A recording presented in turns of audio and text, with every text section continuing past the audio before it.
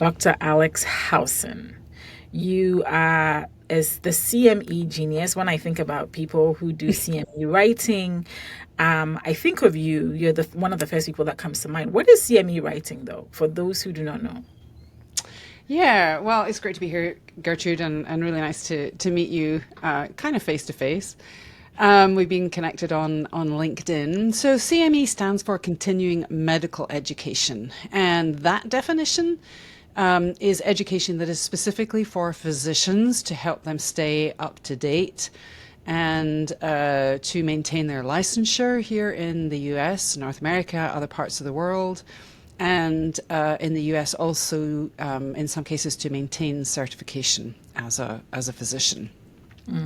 But CME is also, in the field, we tend to talk about CME, but really, when we're talking about continuing education, we're talking about continuing education for all health professionals. So whether you are a physician, a nurse, a pharmacist, a dentist, a vet, a social worker, a psychologist, you need to do a certain number of continuing education credits every year to stay up to date. And your state, your licensing body, determines how many continuing education credits you need to do. So CME is very particular. It's for physicians, but often when people are talking about CME, they're also talking about continuing education for health professionals in that sort of wider umbrella. There are different types. There's accredited CME, and so this is education that is accredited by a particular organization. That could be the Accreditation Council for Continuing Medical Education for Physicians.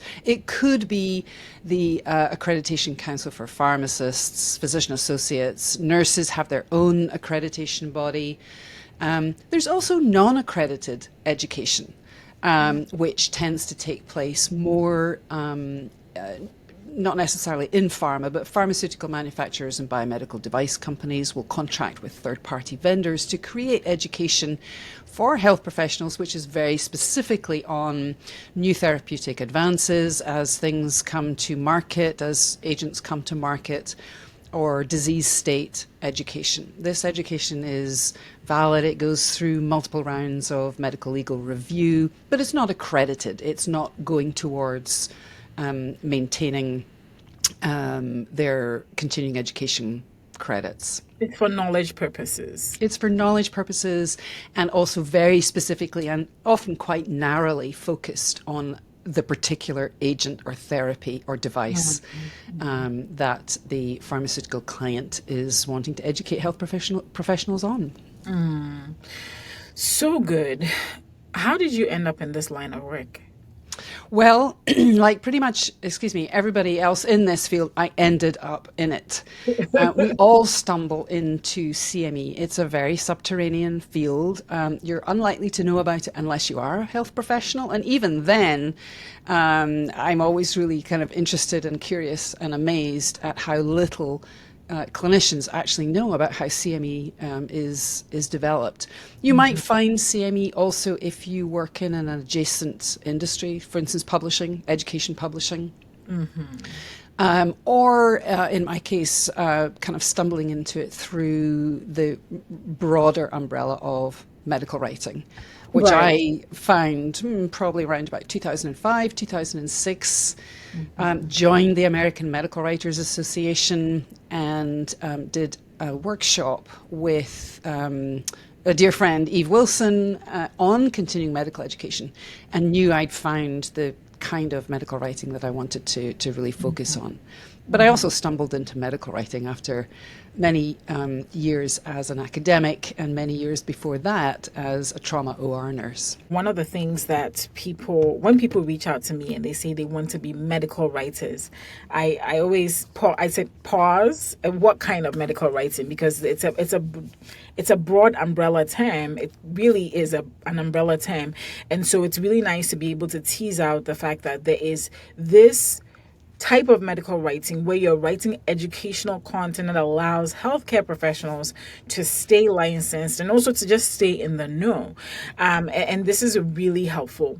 So, Alex, for somebody that in 2025, right, wants to get started with CME, right, you have years of experience behind you as an academic, as a nurse, and you've been doing this for a long time. And maybe there's somebody that's just coming out of nursing school, or they're coming out of a PhD program, and they're listening to this, right? They don't have all these years of experience. Where do they get started? I think there's a few things that we can do if we are sort of thinking about moving into medical writing in general, but particularly CME, straight out of nursing school, or some other professional context. It used to be 20 years ago, and probably even up to about 5 years ago, seasoned medical writers would typically advise professionals like academics, clinicians, to not move straight into freelance writing, to get a job first, get some in-house experience. But the world has really changed, and that is no longer the case for a lot of people. And it wasn't my experience either. I moved straight from academia into freelance CME writing. Mm-hmm. And I do think there's a few things that we can do if you're drawn to freelance CME writing, in terms of making a plan. The first thing is to identify your skills. And get really granular on what they are. One of the things I see in my program, where I teach academics, clinicians, researchers, medical writers to specialize in CME, is that very quickly these are high duty professionals who have a lot of training. They're often type A folks who really want to kind of get things right and perfect and immerse themselves in, they have immersed themselves in a professional identity. One of the things I see is that as soon as you step one foot out of that professional context, you forget all the skills that you have, and start to suffer self-doubt really, really quickly. So the first thing I recommend is really identify your skills and get very granular about what they are. There's lots of tools to help you do this. You could use a SWOT analysis. Right, CME Pro has a very specific CME competency scorecard, which is free. You can get that on my website. But once you have mapped out your skills, and it takes a little bit of time, and it takes a little bit of space and reflection, and I do think that's important. It's a step that many of us skip, but I do think it's key to laying a secure foundation for your business. Once you know what those skills are, you can really use them to connect with the type of clients that align with not only your skills but also your values and your preferences. So I think the first thing to do is get really granular about what your skills are, as wide and deep as possible. The second thing is... Can I interrupt and say and ask a question about what you just said? The question I want to ask is, in your experience, right, mentoring other up-and-coming CME writers, what skills... I know you mentioned the type A people, which I kind of fall into that, but like... but... what other skills specifically do you think set somebody up for success in this area?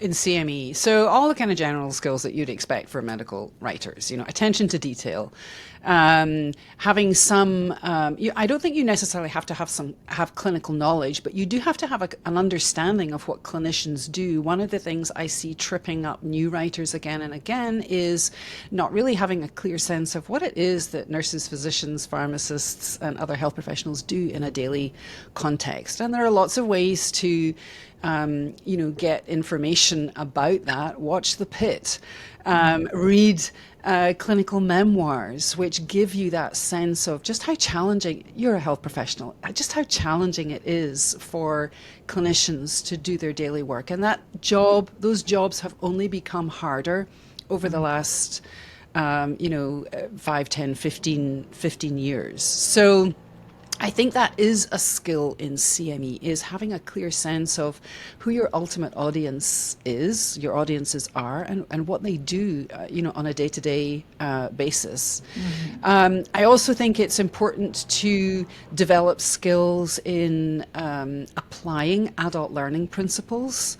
You don't have to have a degree in instructional design, but you do have to have some knowledge and awareness of the things that make education accessible and meaningful to busy, health professionals. And there are lots of things that we can do. There are lots of things I think that we do if we're already medical writers that fall into that, basic things like using lots of white space.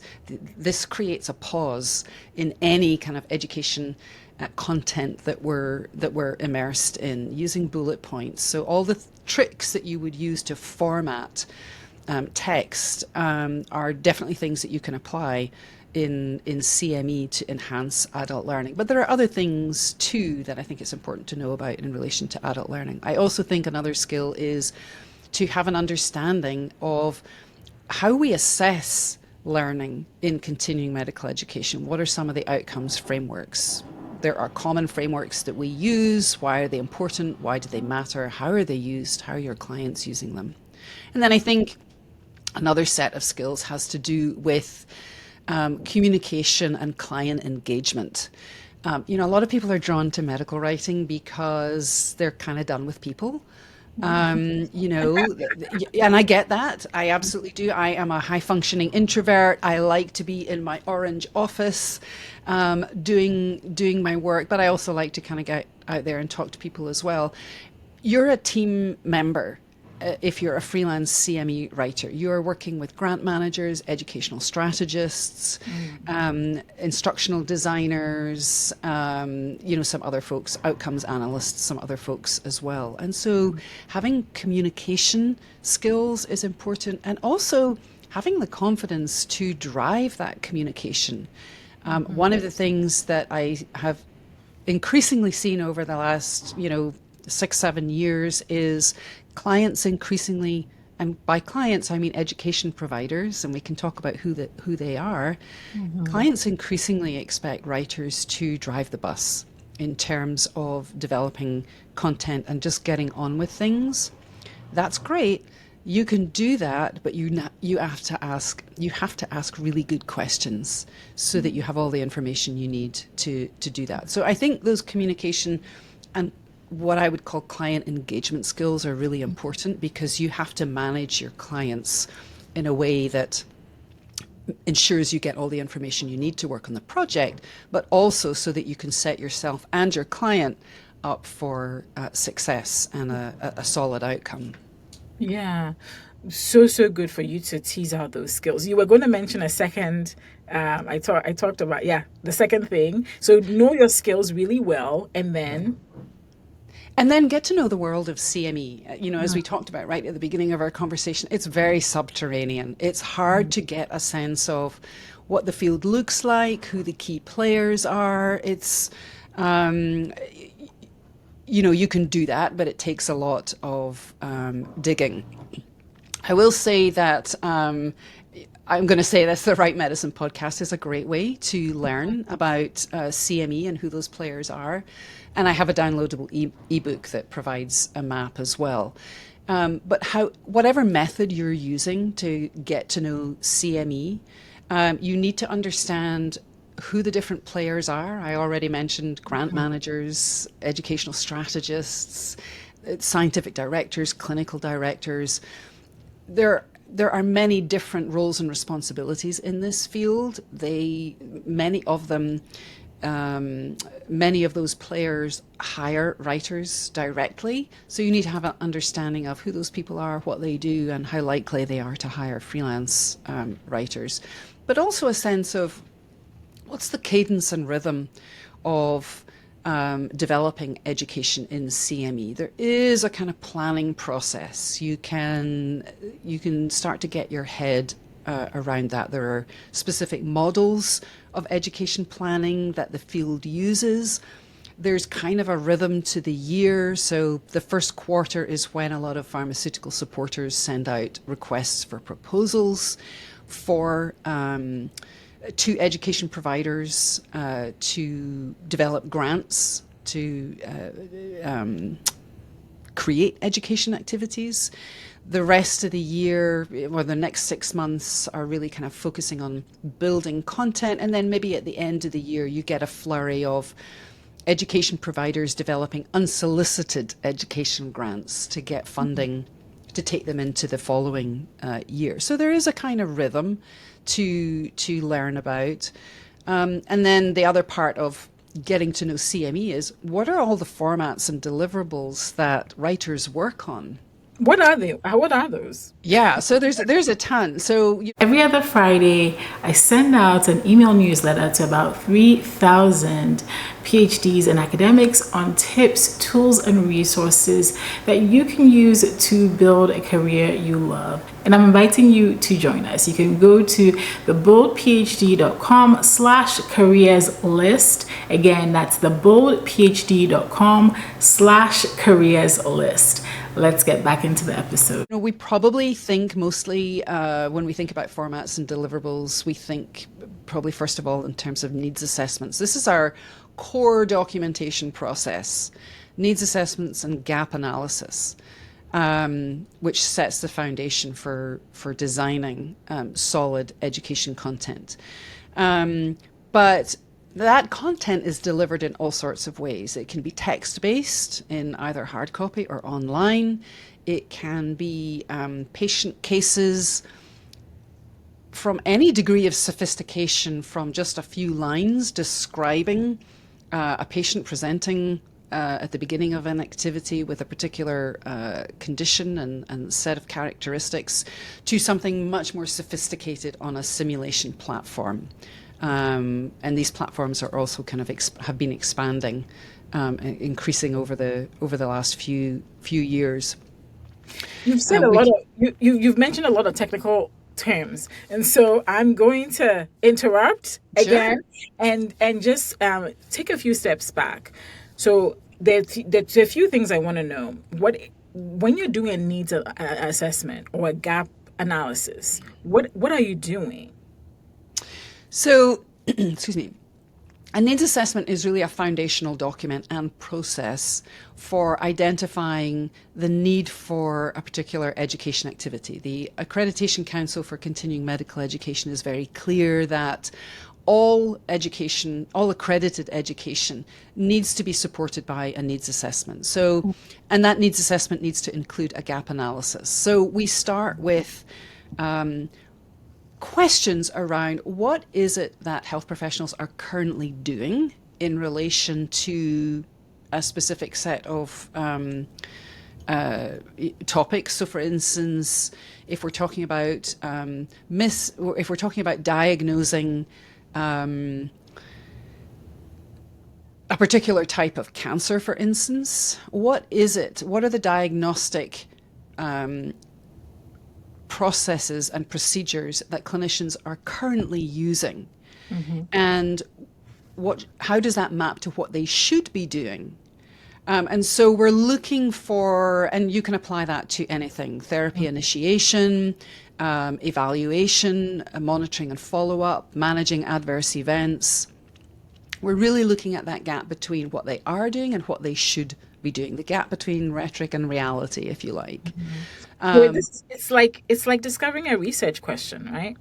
It's a bit like discovering a research question, but we want to get there faster than a sort of academic research question. And we can do that by looking at, current clinical practice guidelines, to get that sense of what it is that clinicians should be doing in practice. Right. And in order to get information about what they are actually doing, we can look at a whole bunch of online resources. We can look at metrics data, performance data from CMS, the Centers for Medicare and Medicaid. We can look at outcomes data that our client might have from previous education activities, or chart data that they might have from previous activities. We can look at the published peer-reviewed literature, particularly the social sciences and behavioral literature, which tends to have a lot of practice pattern surveys or qualitative studies on what it is that clinicians are doing in practice and what their challenges are, because that tells you some information about what the root causes of these gaps are. So a big part of what we do in a needs assessment is really a gap analysis, and that takes some time and some research and some digging.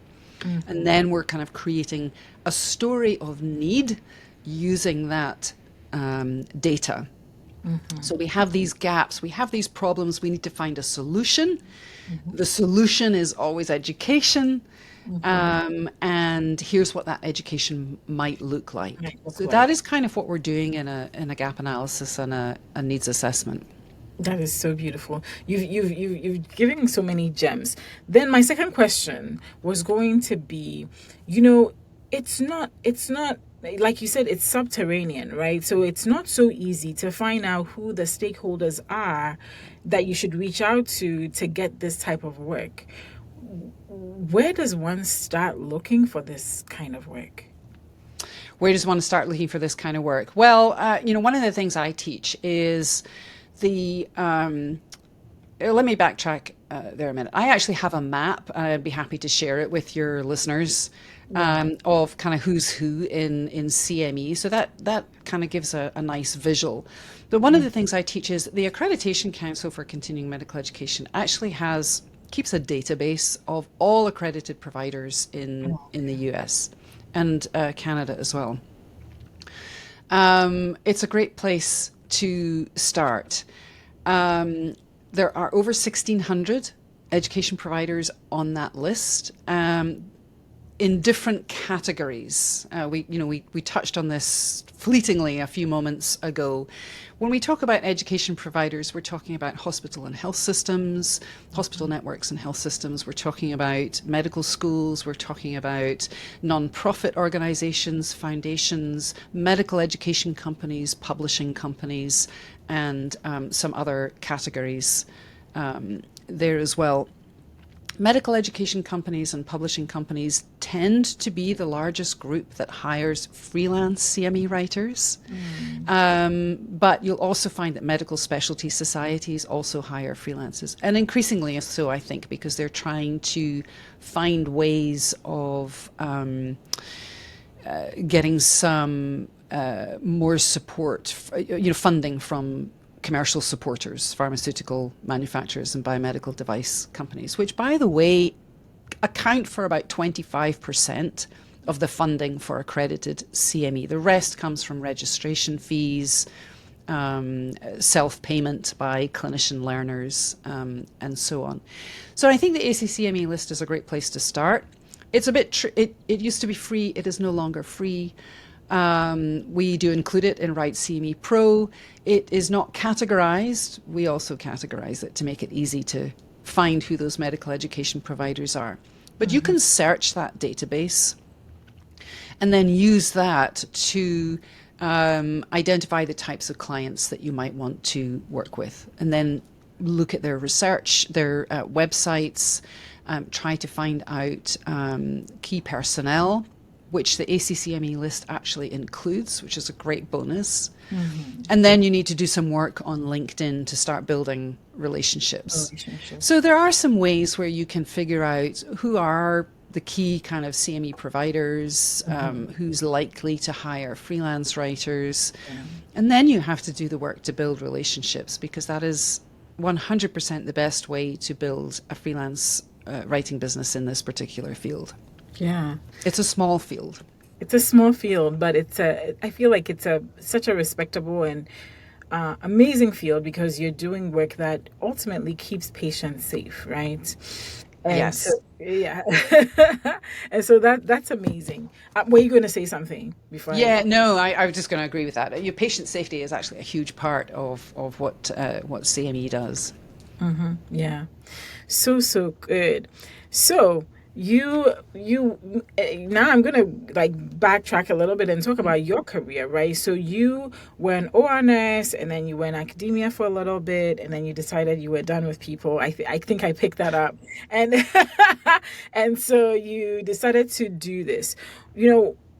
What's a defining moment in your life? I'm going to ask you one of my philosophical questions that I said I was going to ask you.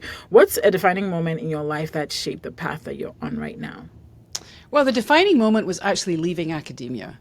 Okay. I had been an academic at two top-tier universities in the UK for many, many years. And then in 2004, I moved with my family back to the States. Despite the accent, I actually spent my childhood in Ohio. My dad was American. He was in the Air Force. But I'd lived in Scotland for, a long time. We moved to the States in 2004. And as you know, it is really challenging when you come out of a network. The academic network is very tight-knit. I stepped outside that network. I had no network in the US. And I tried sort of half-heartedly to find another academic job. I didn't think I was being half-hearted at the time. This is in retrospect. But it was so that move was a defining moment because I had to make a decision about the kind of work I was going to do going forward. I did look for some academic jobs. I actually spent a year at the University of California, Berkeley as a research scholar, doing nothing to build a network because my subconscious was already telling me, you need to find another way to work. I was a little, I'm not going to use the word burned out, but academia was changing in the UK. I didn't really have a handle on what academia looked like in the US. Yeah. It was time for me to figure out a different way of working. Plus, we'd moved our kids 6,000 miles away from their friendship networks and family. So, there were a lot of things going on. And in retrospect, I realized that there were so many things telling me it was time to, find a different way to work. And that's what I did. I did the skills identification piece to try and figure out what are my skills and how can I use them. Right. I need to kind of work from home for a while. How am I going to make that happen? And so I, spent inordinate numbers of hours on the internet trying to figure that out, and eventually found the American Medical Writers Association. So to kind of circle back to your question, the defining moment for me was losing my professional identity as an academic. It was baked into my bones. But I had no way to sustain it. And so, because I'd stepped out of that professional context. And so I had to find a different way of not only working, but also living that, brought me some of the joy that being an academic can have, which is, the love of learning, discovering new things, teaching other people.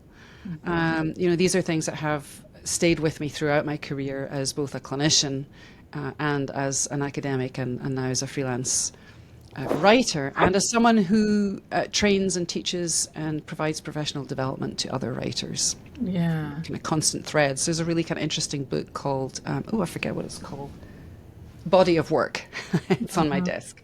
Yeah. Which is actually, if we all dig deep enough, we will all find the threads that we pull through our lives that often show up in the work that we do. And not only the formal paid work, the other types of work that we do in the world that maybe we need to kind of step back and actually see as work. Absolutely. And I like that. I have to check out that book. I think I had read a story a while back of this idea of, find the common thread that runs through all your experiences. And it usually is. And usually we tend to ignore those. I don't know why we do that. But as I've gotten older, I realized, like you said, you had a love for learning. Same here. You have, probably have an interest in the sciences, which clearly you did. But there were aspects maybe of academia that didn't align with who I was, which like research, doing Yeah. lab research was not exciting for me, even though I did well at it. And so finding those threads is just so crucial to finding work that really fulfills you, I feel. And thank you for sharing that book. I'll make sure to link that as well as some of the resources that you mentioned. Yeah, I'll provide the whole link. Can I just follow up on something there? Yeah. Yeah. I know you're going to ask another question, but one is that love for sciences. Actually, I don't. My love is, yeah. So my academic background is in the social sciences. You know, I Right. majored in sociology. My PhD is in sociology, and as much as a PhD is in anything, a PhD is a PhD. Yeah. In philosophical terms. So my interest is really social behavior and social interaction. That's the thing that's one of my threads. And so when people ask me, do you need to have a science background or a clinical background to be a CME writer, I don't think you do. I know we talked earlier about, yeah, you need to understand what clinicians do and you need to get up to speed with certain aspects of clinical data and the sciences. But there are ways that you can do that, and there are lots of tools and resources out there to support you. So, I the sciences are kind of a secondary thing for me. What really drives my curiosity is social behavior and interaction. Yeah, that's a very good point to make because I think so far because we've talked about this being a medical writing field, it's Right. easy to just think that oh, it's only if you have a scientific background. So that's Absolutely. very helpful. Yeah. That's Yeah. very helpful. But I also think of social behavior as a form of science, right? Because it's very tied to neurobiology. So anyway, that we can have that argument later. What's a misconception of this field that you regularly come across? Oh, that it's promotional. So, you know, there's history there. Up until around about 2005, 2006, a lot of continuing medical education, you know, did kind of spill over onto the promotional side of things, or it certainly wasn't regulated and compliant heavy as it is now.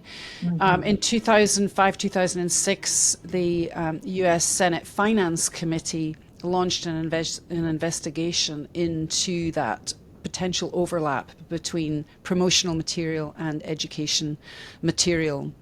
And the outcome of that investigation by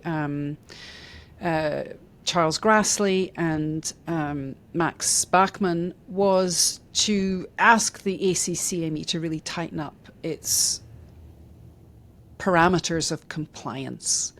And so it's done that a couple of times. The last reset was in 2020 with the publication of the standards of integrity and independence in continuing education, which really mapped out 6 principles for integrity and independence to really kind of draw a very clear line in the sand between promotional content and educational content. So as writers, it's very important to be up to speed on what those principles are and be able to sort of apply them in practice. And there's really a couple that are most important to us. One is content integrity. And there are lots of ways that we can ensure content integrity by making sure that what we're writing and how we're writing is fair and balanced. We're not using brand names. We're not using language that could be construed in any way as promotional. And incidentally, there was an interesting publication, I think, at the end of 2024. I'll try and fish this out as well, which was really looking at grant submissions to the National Institutes of Health. So it wasn't really about CME, but what that study found was that grants that had some promotional language in them were more likely to win funding from the NIH. That is absolutely not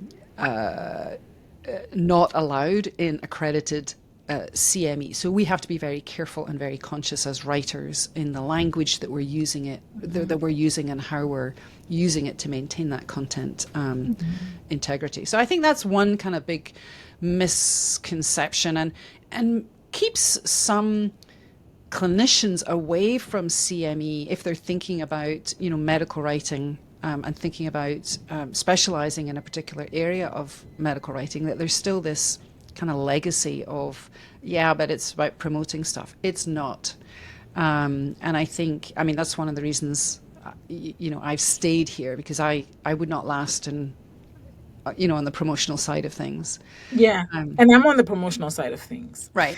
So it's not all terrible. I think that It's not all terrible, but there is a firewall. there can be a bit of people can exaggerate on claims, and so one of the things that I've been very careful to do is work. And if you're in promotional materials, it's really important to work closely with the regulatory within the company, because they can tell you what to say and what not to say, because you can get sued over claims that are not true.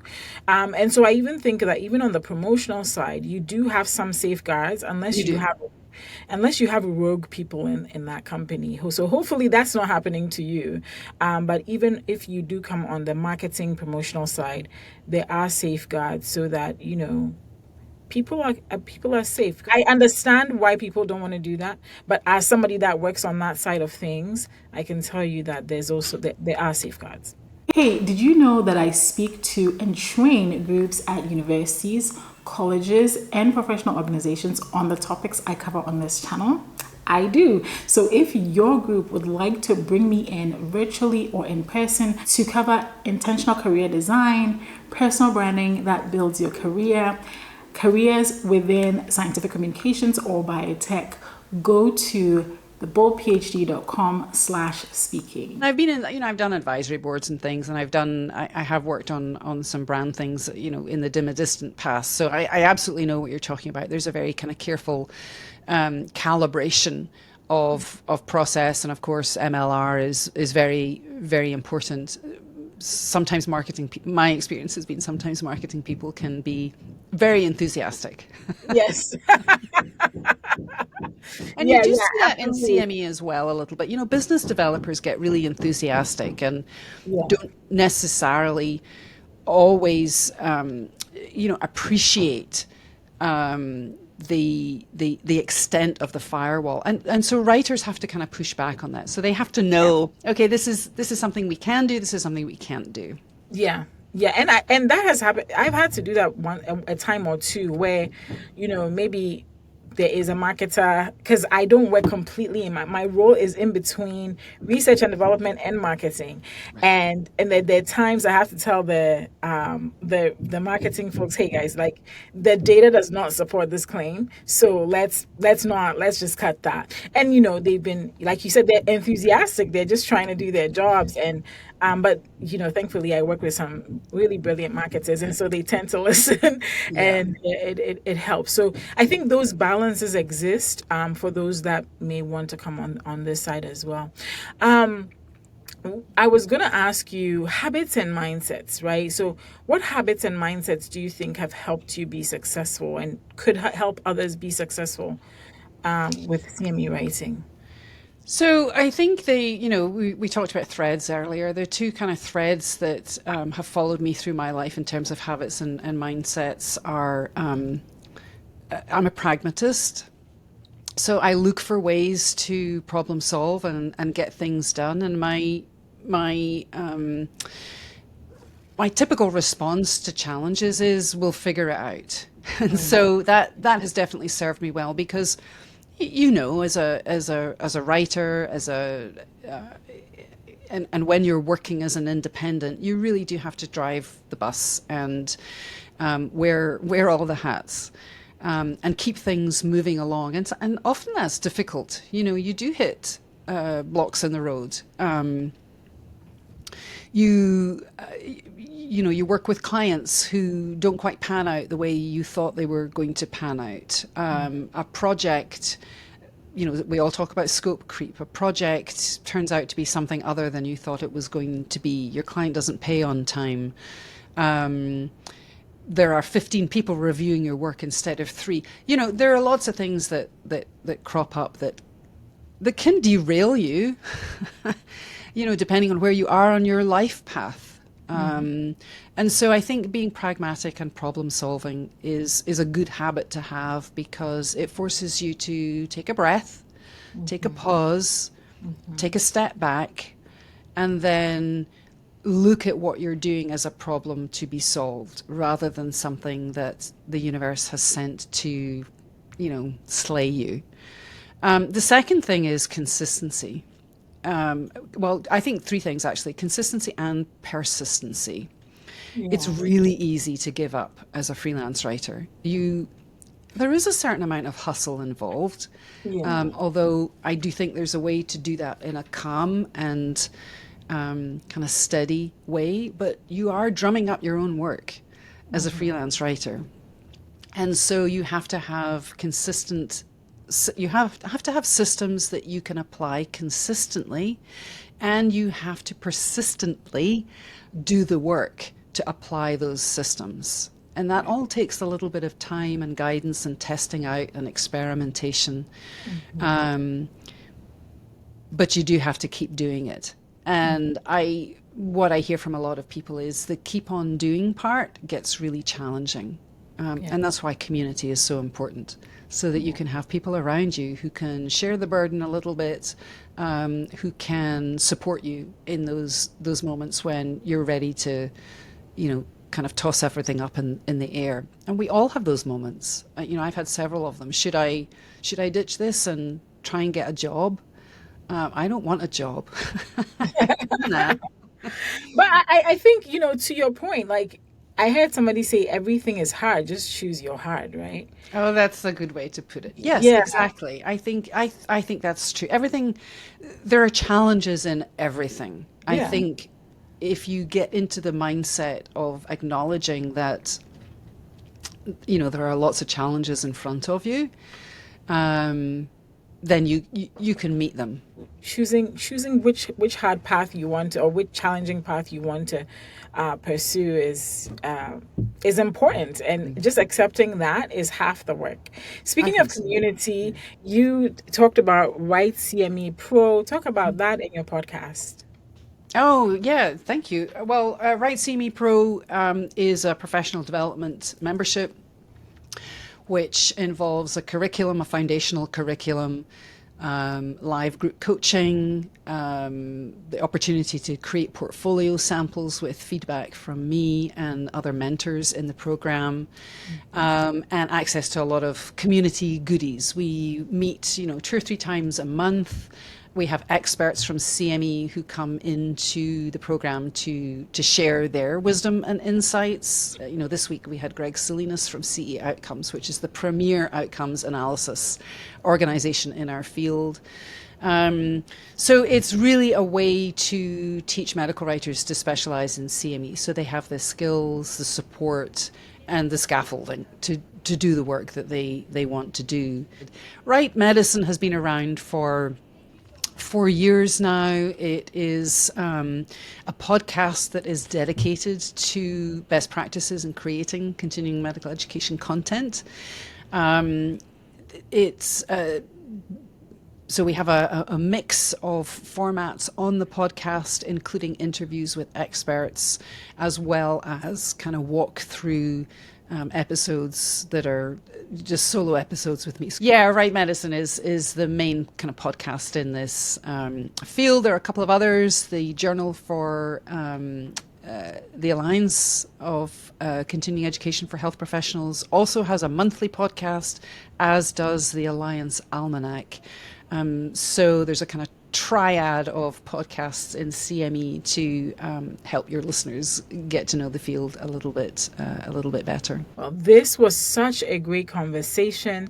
Last but not least, what are some of your top resources that somebody could go find right now? Not just you, but let's say there's a book, apart from Write CME, and your resources. Please go to alexhowson.com. I'm going to leave all her links. But what other resources, maybe 1 or 2, would you recommend? Oh, that's a great question. Recommend for what specifically? Medical writing in general, or? Yeah, let's do medical writing in general. I actually recommend Daniel Pink's Free Agent Nation. which has nothing to do with medical writing.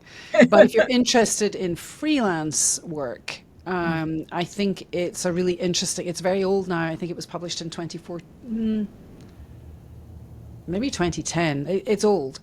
But it's a really interesting exploration of the way that the world of paid work, employment, and freelance work has been changing. And there are some similar books that have a kind of similar message, but he really wrote about this first, and I think it's interesting and helpful for freelance writers because it sets up this whole idea that you're in charge of your work destiny, and you can create freelance work that you love and that works for your life, and that is not going to look like anybody else's freelance writing business. And I think that's an important message because of the type of people who come into medical writing. As we talked about earlier, academics, clinicians, researchers, people who are lifelong learners, they're information synthesizers, they're problem solvers, but they're also people who've been on a very clear path for many, many years, and then all of a sudden they're kind of in this freelance, everything's up in the cards. And that's okay. You get to create the path, you get to create the system, you get to create the type of work that you want. And I think that's important to hear, it's important to read about, it's important for people who want to work in freelance medical writing to know about. So I think that's the main resource I'd point people to. Well, this was such a great conversation. Thank you so much, Alex. Oh, it was good to talk with you, Gertrude. Thank you for the invitation.